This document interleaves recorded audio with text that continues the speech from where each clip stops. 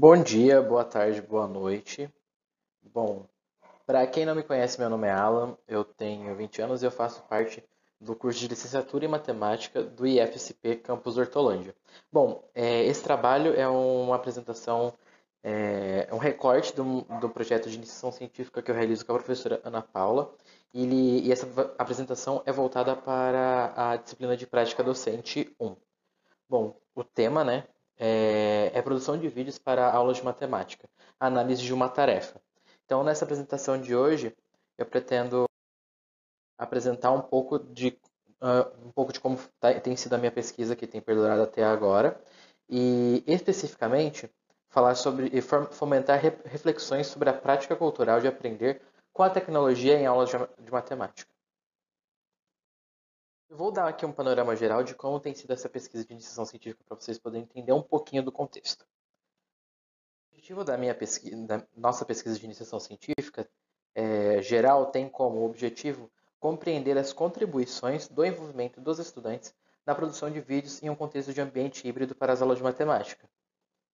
Desde objetivos específicos, nós temos como objetivos identificar as principais contribuições para a prática de ensinar matemática a partir dos vídeos produzidos e compartilhados entre os estudantes, identificar principais contribuições no processo de aprendizagem dos estudantes envolvidos na produção de vídeos e identificar as principais contribuições da experiência docente com o uso de vídeos em aulas de matemática, que será vivenciada pelo aluno de C, no caso eu, e pelo professor da escola, que no nosso caso é a escola estadual professor Leomar Freitas Câmara, no qual a gente está trabalhando com a professora Ludmila Brito Lemes, para a formação inicial e continuada deles, respectivamente, bem como as contribuições para a comunidade escolar e a comunidade acadêmica do desenvolvimento do presente projeto.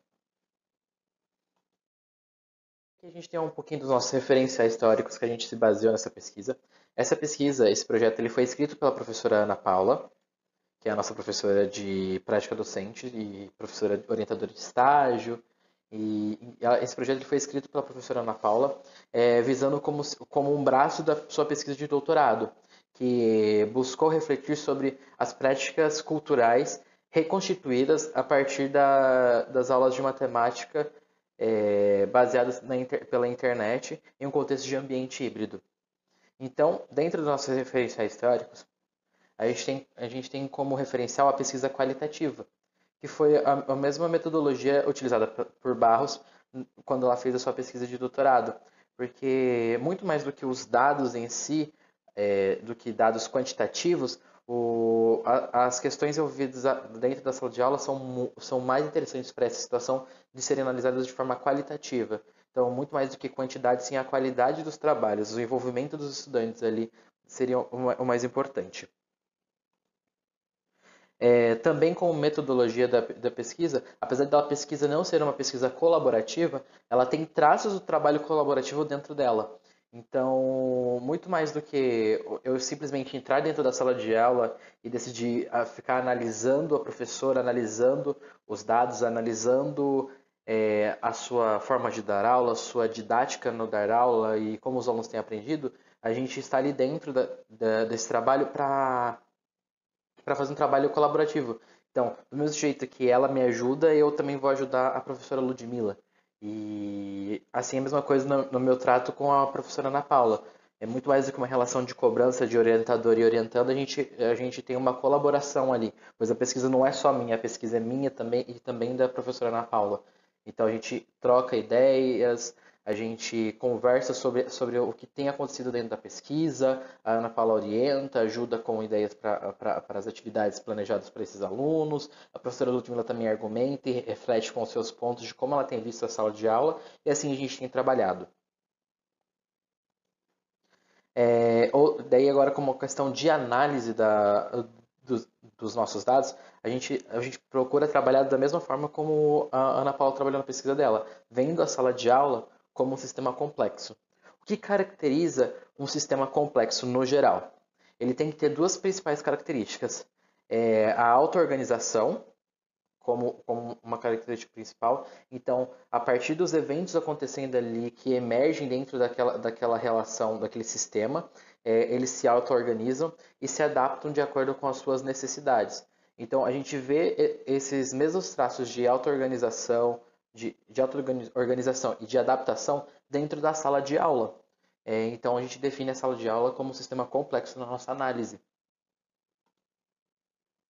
Além de uma reflexão sobre as práticas culturais de ensinar e aprender, que hoje a gente observa dentro da sala de aula e que há uma dificuldade imensa de se fazer trabalhos de cunho exploratório, porque existe uma cultura muito enraizada com relação à visão do professor, da educação centrada no professor, uma visão muito tradicional. Enquanto, quando a gente busca fazer esse tipo de atividade, esse tipo de tarefas explorativas, em que os alunos vão precisar pesquisar, buscar pelo conhecimento, pelos dados das tarefas em si, uma educação centrada no aluno. E é o que a gente busca trazer nesse trabalho também. E para fechar, a condução das nossas aulas em um ambiente híbrido. Ana Paula lá traz em sua tese de doutorado que, segundo Christensen Hornstacker, que programas de ensino denominados como Blended Learning são programas que buscam dar ao aluno mais controle em seu processo de aprendizagem, premiando então para que o processo ocorra, pelo menos em parte, por meio da aprendizagem online, com algum elemento de controle do estudante sobre o tempo, o lugar, o caminho e ou o ritmo e, pelo menos em parte, em um local supervisionado longe de casa. A partir desses processos de abordagens pedagógicas Blended Learning emergentes nos programas K-12 dos Estados Unidos, tais como rotação de estação, rotação de laboratório, sala de aula invertida e rotação individual, Barros, ela define como ambiente híbrido essa fusão desses 3 submodelos de abordagens pedagógicas que eles definem lá como Blended Learning e que ela define como ambiente híbrido. E que virou o norte para a condução das aulas tanto de Barros na sua pesquisa quanto na nossa pesquisa de iniciação científica. E mais para vocês sobre a questão da pesquisa dentro da nossa pesquisa dentro da sala de aula. Bom, a Ana, quando ela escreveu o projeto, ela refletiu sobre todas as práticas, tudo aquilo que ela deixou em aberto na sua pesquisa para ser utilizado dentro da sala de aula, para ser pesquisado dentro da sala de aula ainda. Características importantes como a própria produção de vídeos pelos estudantes ali dentro daquele grupo do Facebook, no qual a pesquisa dela aconteceu na parte online. Então, ela acabou desenvolvendo esse projeto no final do ano de 2019. Porém, nesse inteirinho a gente teve início no projeto no início de março e um fator muito importante que impactou a vida de todos surgiu, que é a Covid-19. Então, a Covid-19 ela fez com que a sociedade inteira se adaptasse. Então, a gente teve isolamento social, o medo por conta da infecção que a gente foi observando dentro de outros países crescendo muito rápido. Então, a gente buscou meios de se prevenir, ou seja, higienizando bem as mãos, usando máscara, passando álcool em gel, pessoas tiveram que parar de trabalhar, que ficar em casa, os próprios estudantes precisaram parar de estudar de forma presencial, então a gente houve uma adaptação da sociedade que levou a uma adaptação da própria escola. Então, trabalhos presenciais já não foram mais permitidos dentro das escolas. Olhando para São Paulo em específico, para o estado, São Paulo adotou um ensino remoto como forma de continuar as aulas dos alunos, tanto do ensino fundamental quanto do ensino médio. Isso fez com que a sala de aula tivesse que se adaptar mais uma vez. Então, por conta do coronavírus, teve que ter uma auto-organização e uma adaptação dentro da sala de aula também, considerando o sistema complexo. Se a gente pensar na sociedade como um todo, que a sociedade como um todo também é um sistema complexo, ela teve que passar por esse processo de auto-organização e adaptação. E por conta dessas adaptações dentro da sala de aula, dessa mudança de modelo de ensino que antes era totalmente voltado para o presencial, e agora foi voltado totalmente para o online, pelo menos por enquanto, quando eu estou gravando esse vídeo, a gente está ainda num modelo totalmente online, o nosso projeto também teve que se readaptar por conta do Covid-19.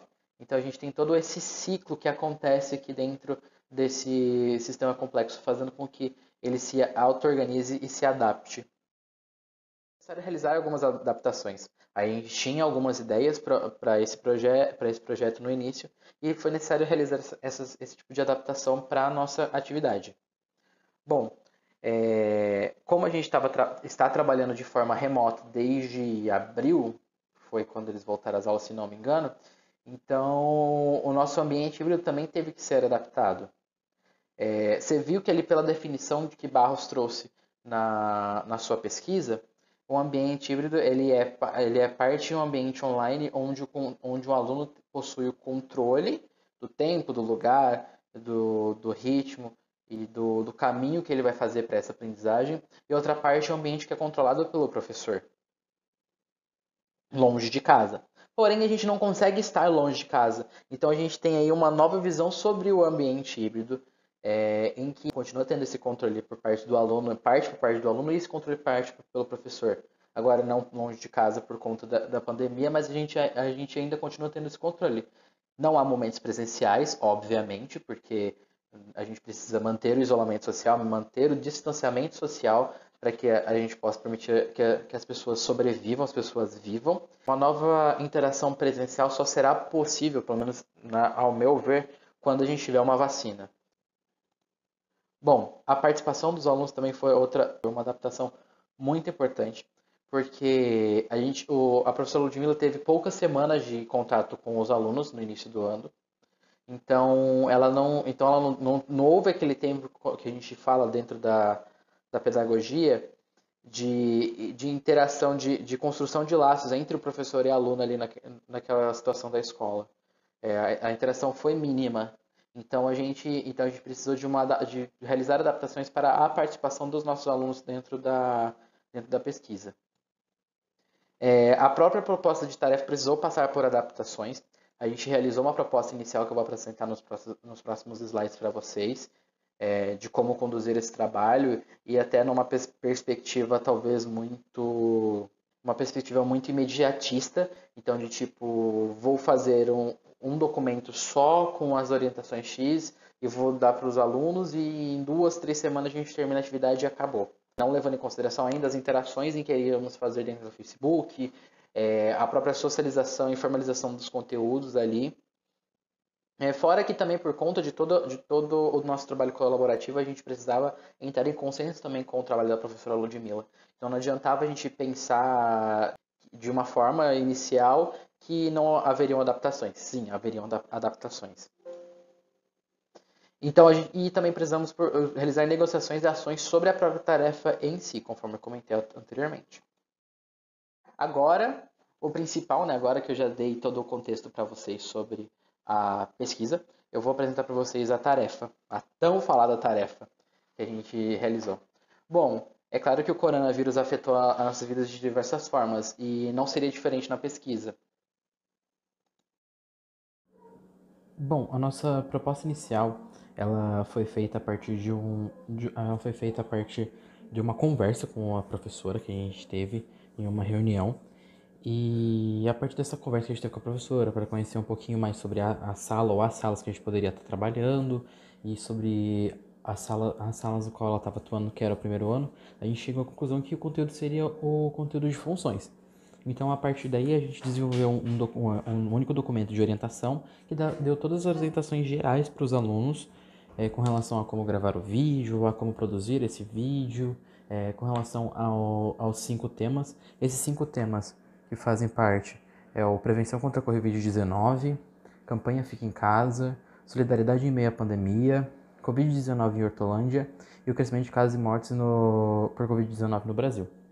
E nessa apresentação dos temas a gente não tinha não tinha os textos que explicavam o que falaria cada tema, a gente só traria apenas os temas para os alunos inicialmente. Além disso, a gente dava algumas orientações na divisão das tarefas entre os alunos, além de orientações com relação à produção audiovisual.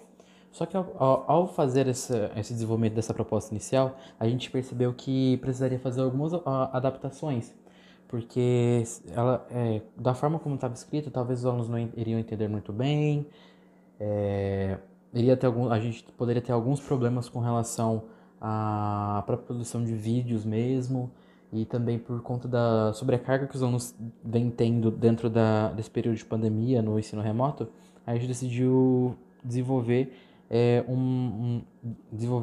uma proposta de atividade um pouco mais completa. Como que vai ser essa tarefa em si? A tarefa em si, ela vai ser dividida em 5 etapas. Sendo a primeira delas a formação dos grupos, a segunda delas a pesquisa dos dados com relação aos temas. Então, nessa etapa já, os temas eles já vêm com uma breve descrição do que falaria cada tema. E a partir dessa breve descrição, os alunos iriam fazer uma pesquisa detalhada em fontes de sites confiáveis, ou seja, em portais de notícias de grande circulação, o próprio Ministério da Saúde, sites das prefeituras, entre outros lugares.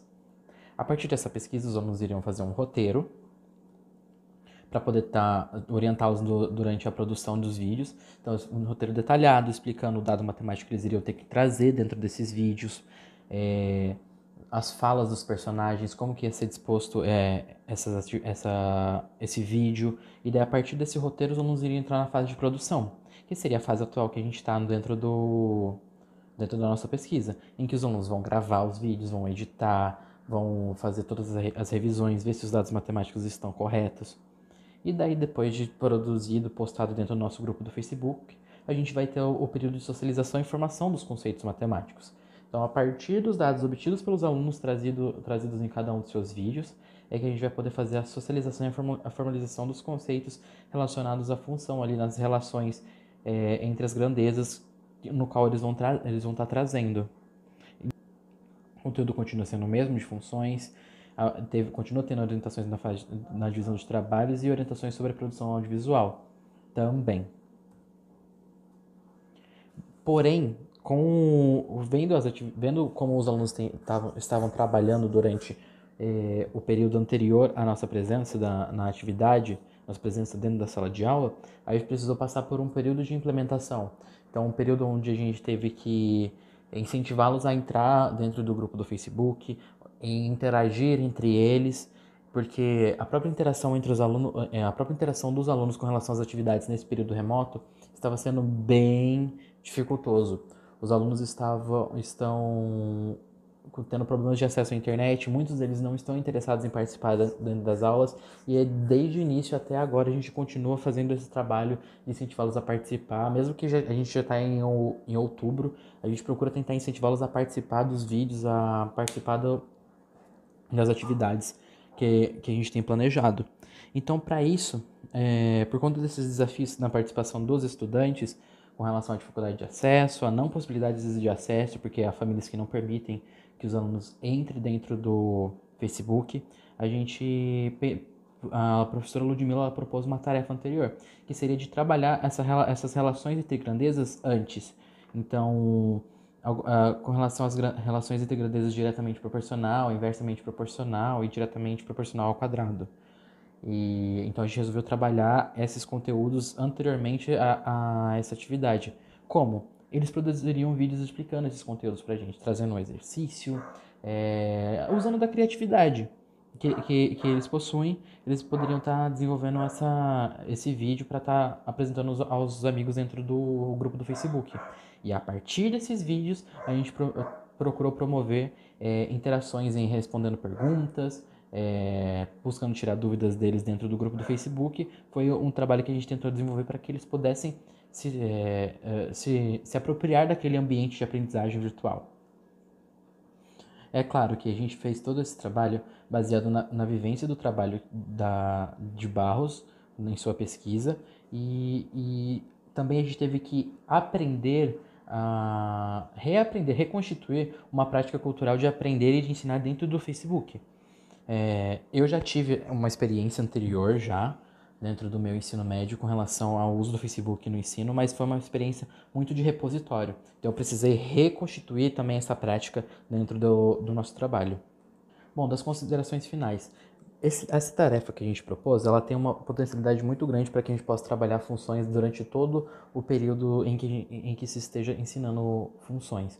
Primeiro porque a gente pode explorar os primeiros conceitos ali entre relações entre as grandezas, mas também dentro dos gráficos, dentro das funções ali apresentadas, que não necessariamente são de primeiro ou segundo grau, que geralmente são ensinados na escola, mas existem potencialidades ali de saber qual seria o máximo e o mínimo, um número máximo, no caso, né, de casos e de mortes que o Brasil poderia ter. Então, a partir daqueles gráficos, a gente poderia discutir com isso com os alunos,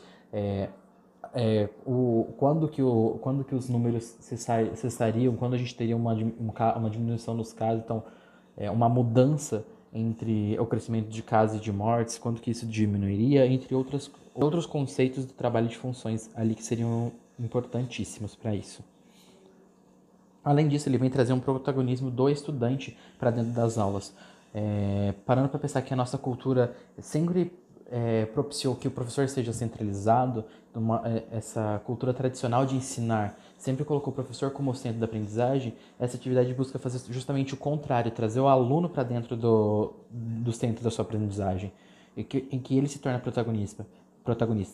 Tanto dentro das atividades antes da tarefa e dentro da tarefa, a gente pode observar o protagonismo dos estudantes, onde, a partir de uma estudante em específico, outros alunos foram sendo contagiados a participar e a desenvolver essas atividades.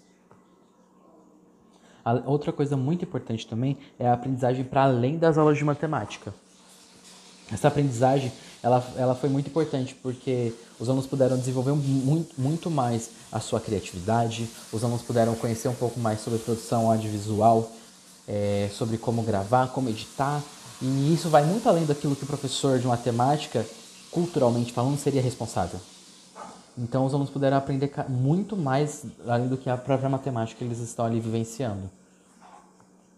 E atualmente a gente está ainda nessa fase de produção por conta de adaptações que a gente precisou desenvolver durante a pesquisa.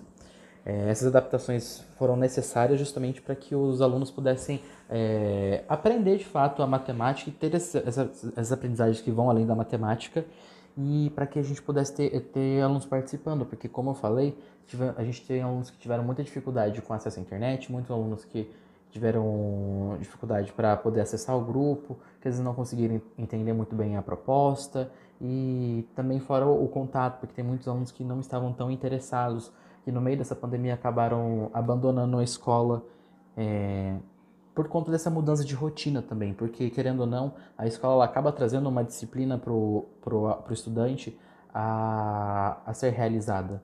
Ela acaba trazendo essa disciplina para o estudante, para que o estudante possa estar estudando diariamente, estar aprendendo os conteúdos. É claro que se a gente tivesse tido um contato presencial e um contato online nos moldes em que foi feita a pesquisa da professora Ana Paula, a gente teria talvez alguns resultados diferentes, mas os resultados que a gente obteve aqui foram excelentes para a gente ter uma perspectiva para além do que a gente já tinha visto dentro da pesquisa dela. E com isso eu deixo o meu muito obrigado. Eu quero agradecer muito nesse momento a professora Ludmila, que apesar de eu acredito de não estar vendo esse vídeo, mas eu quero agradecer muito a disposição dela em se envolver com esse projeto, apesar das dificuldades, das responsabilidades dela, tanto como professora como coordenadora de área. Ela tem desempenhado um papel muito importante dentro da pesquisa, ela tem auxiliado bastante, tem discutido com a gente e tem feito de fato esse trabalho ser realmente colaborativo. E eu também tenho que agradecer à professora Ana Paula também por ter me convidado para participar dessa pesquisa de iniciação científica, por ter me dado essa oportunidade de mostrar o meu melhor, apesar das dificuldades também, apesar das coisas que a gente tem enfrentado, ela tem dado todo o apoio, todo o suporte, e eu só tenho a agradecer a essa professora que me abraçou como uma mãe mesmo dentro do Instituto e tem acreditado muito em mim. E é isso, gente. Muito obrigado. Se você assistiu esse vídeo aqui no YouTube, deixa seu like, deixa seu comentário aqui, que esse vídeo vai ficar público. Para você que está assistindo no Moodle ou de prática docente, ou em algum outro lugar em que esse vídeo possa ser apresentado, que você possa fazer o seu comentário. E é isso, e até a próxima.